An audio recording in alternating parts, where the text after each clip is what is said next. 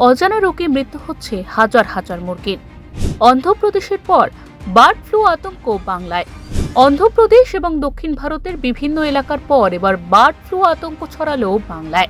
পূর্ব বর্ধমানের ভাতারের নতুন গ্রামের প্রায় সব খামারেই গত কয়েকদিন ধরে লাগাতার মারা যাচ্ছে মুরগি। পোল্ট্রি মুরগির মৃত্যুতে চরমভাবে ক্ষতিগ্রস্ত পূর্ব বর্ধমান জেলার ভাতার ও আউশ গ্রামের মুরগির খামারিরা। কেন মুরগি মারা যাচ্ছে সে কারণ খামারিদের কাছে স্পষ্ট নয়, কিন্তু আতঙ্কের জেরে বন্ধ হয়ে গিয়েছে বিক্রি। ক্ষতি বলতে পোলট্রি ফার্ম যা আমাদের মুরগি চাষ করে যা ক্ষতি, এই দু লাটে পড়েছি। পয়সা তো আমাদের হবেই না। কোম্পানি আসছে, খালি বলছে বাচ্চা দেখাচ্ছে, বাচ্চা নিয়ে চলে যাব, আজকে নিয়ে যাব, কালকে নিয়ে যাব করছে, কিন্তু নিয়ে যাচ্ছে না। যা পরিস্থিতি, মুরগি মরছে, 2000 পিস মুরগি মরে গেছে আমার। একটা পয়সা পাবো না, আগের লাট থেকে কোনো পয়সা পাইনি। যা অবস্থা, সংসার চালাতে পারছি না। এদিকে জেলায় বেশিরভাগ খামারিরাই এখন কন্ট্রাক্ট ফার্মিং এর মাধ্যমে মুরগি চাষ করে। মুরগি প্রতিপালনে যে খরচ হয় তা সবটাই তাদের এখন লোকসান হচ্ছে। এই ক্ষতি বলা যায় না। হ্যাঁ, এই মানে 2,500 সেট ছিল, 2,500 সেটের মধ্যে এই 15 দিন বয়স থেকে মুরগির মধ্যে শুরু করছে কি রোগ, ওষুধ পালা চলছে, কিন্তু ওষুধ পালার কোনো কাজ করছে না। কোম্পানিরাও বহু চেষ্টা করছে যে পাখিগুলোকে টিকিয়ে রাখার জন্য, তাও কিন্তু টিকে না থাকলে ওনারাই বা কী করবে?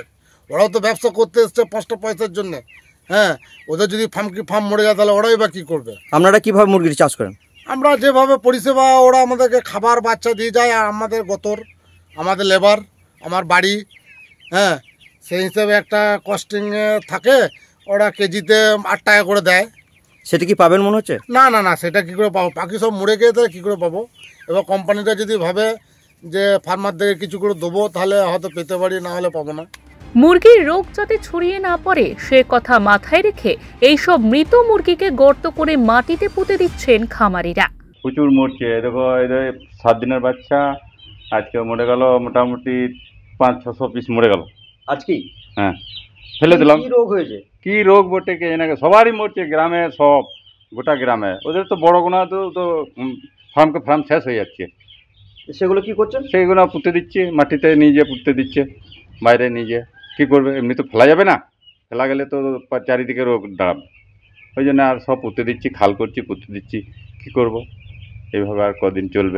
তবে প্রাণী বিশেষজ্ঞরা জানিয়েছেন পশ্চিমবঙ্গে এখনো বার্ড ফ্লুর ঘটনা নথিভুক্ত হয়নি, তাই এই নিয়ে এখন থেকেই অযথা আতঙ্কিত হওয়ার কোনো কারণ নেই। পূর্ব বর্ধমান থেকে আমজাদ আলী শেখের রিপোর্ট, ওঙ্কার বাংলা।